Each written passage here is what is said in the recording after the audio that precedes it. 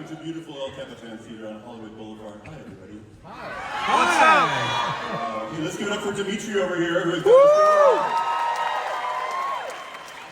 Thank you, sir. Thank you. I just think you should be here all year long, just to warm us up. Yes. Hey, welcome. You are a good-looking crowd, and man, a lot of you are in costume tonight, which is the perfect night to celebrate 30 years of the Goofy movie. Can you believe it? About 24 hours after this came up on the El Capitan website, it was sold out. Yeah. Oh, wow. There are over 1,000 of you here tonight. And we are darn glad you are. If you've been on Disney Plus lately, you've probably noticed something pop up, and that's this little thing. If you haven't seen it, it's going to be around for a while on Disney Plus. The directors of this terrific documentary, Not Just a Goof, are with us tonight, and I want to have them come out right now. Please welcome Christopher Ninness and Eric Kimelton.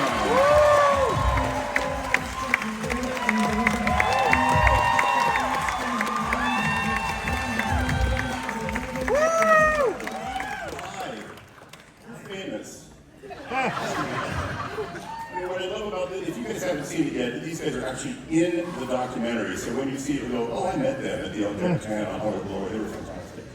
Is that true? This is crazy. Wow. Oh my gosh. It is crazy. Yeah. Hey, we have other special guests with us tonight. Thank you, sir. We have the director of the Goofy movie. Also the director of two of my favorite Disney movies, Tarzan and Enchanted. Yes. Mr. Kevin Lima is here tonight.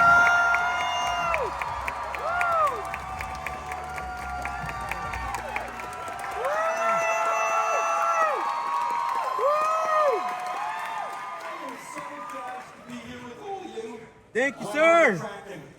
I'm gonna cry, I think. Yeah, tears are welcome amongst all of us here. And one final guest is going to join us on the stage. There would be no Goofy movie without Goofy. Here is Bill Farmer.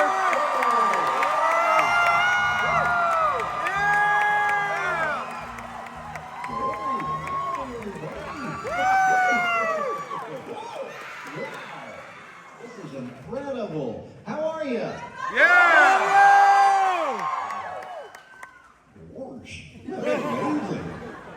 Oh, man. Hey, Bill, you've been doing this voice for a few years. 38 years. Is that Well, I mean, here's to many, many more. There are so much great entertainment out there with your voice in it. And things other than the Goofy movie, too, because you reminded me, you did a voice in Beauty and the Beast. Beauty and the Beast, probably the most obscure thing that I've ever done in my life. Yes. In the scene where Gaston is singing about decorating with antlers and all that kind of stuff, he throws 3 eggs up in the air and swallows them, and they go, and that was me. That's right. I bet the residual check is huge. There's an omelet, you know? Kevin Lima, you worked with an amazing crew. People in animation are so special to all of us. Up on the screen, you see your crew from '93. Tell me a little bit about these. A small fraction of the crew. Yes. Because we started doing pre-production storyboards, recorded voices in Los Angeles, but then we went off to Paris. Because a lot of this movie was done in Paris. It was, a big chunk of it was. But we also did work in Australia, Toronto. Some of the feature animation people did some freelance at night on the side. True. You probably didn't know about that, did you? I'm not saying anything. What's funny is a lot of people, I produced Lion King, and a lot of people thought, well, Lion King's the B movie. You know, it can't be like The Little Mermaid, which we all adore. But we were seen as the B movie. The Goofy movie was probably seen as The G movie? the G movie. Thank you. We did not rehearse that. That was very good. No, it's funny. You start out these movies, and it's like, well, who wants to see a movie about a lion cub that gets framed for murder with music by Elton John? And with the Goofy movie, it was really unclear that this was going to be anything other than, you know, a lovely entertainment. Yeah, I think it was very. We as artists who were working on it had high expectations for it. Yeah, for sure. Right, because we really thought we were telling an emotional story that would connect. But I think within the studio, perhaps it wasn't really embraced in that manner. If you guys have seen the documentary, you know this story. But, you know, being here tonight, it's a different vibe after 30 years, which we are very grateful for from all of you. Yes, sir. Yes, sir. So that brings me to you guys, because you saw something in this movie when you were young'uns that made you want to make a documentary about it. And it's not just about the making of the movie, it's about how you felt about the Goofy movie and why it's such a unbelievable film to so many people. What drew you to this, to make this documentary? Well, I think the biggest thing is like we're just fans like everyone here tonight. We're like mega yes. Don't blame you, man. You know, it was through conversations with Kevin and hearing his stories, and then he showed us this treasure trove of behind the scenes footage, and you see tapes like Tevin Campbell, Eye to Eye. We're just like, oh my gosh, this is no longer what we thought it was. This is going to be a doc for the fandom. This is stuff I want to see, so hopefully this is stuff people would want to see as well. Yeah. Kevin, this tape is your tape, isn't it? it is. It's from my collection. It's a Little Mermaid tape, though. What is the deal? We had so little money, we had to go over and steal tapes from you guys. That's kind of true, actually. What is this? Actually, for the younger people in the audience, this is what we call a cassette tape. And you could put a magnetic material on it that actually records sound, and to rewind it, you would stick a pencil in one side. Yeah. Thank you for remembering. Classic. And where's this from? This tape, what's on it? It's the demo for Eye to Eye. Like the original one. The original demo. Version? Yes. Wow. So that has some value on eBay for those of you later on. I'm not telling you where I live. Exactly. Now, wow. Bill, you and Kevin here in a recent photograph.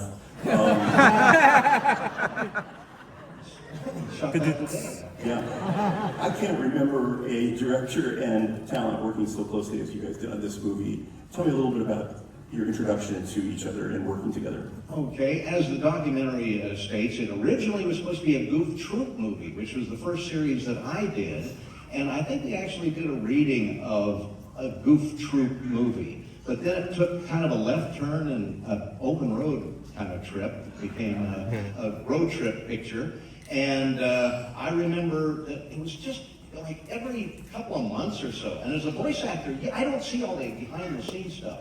I didn't know they were filming me. I didn't know anything like this. Just go in and do the lines. That's all I knew. And over the years, as I kind of figured out what's going on and some interesting things that happened, it gained in my, okay, this is a good movie. Because you never know when you read something, oh, this is good. And when I first saw the first draft of it, which was called a pencil test kind of, in Walt Disney's own screening room, I knew it had heart. I knew it was going to go far. And I've just been waiting 30 years, and now it's getting the respect.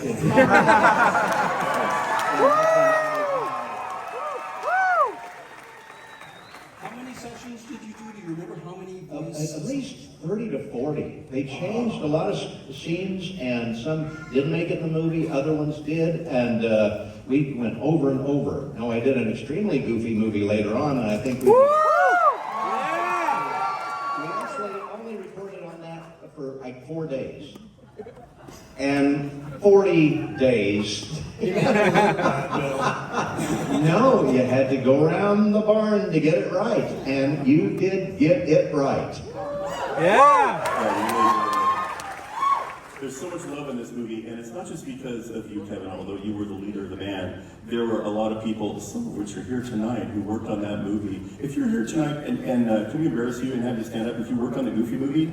Anywhere? Chris, are you here? There are a few of you here, right? Chris, you're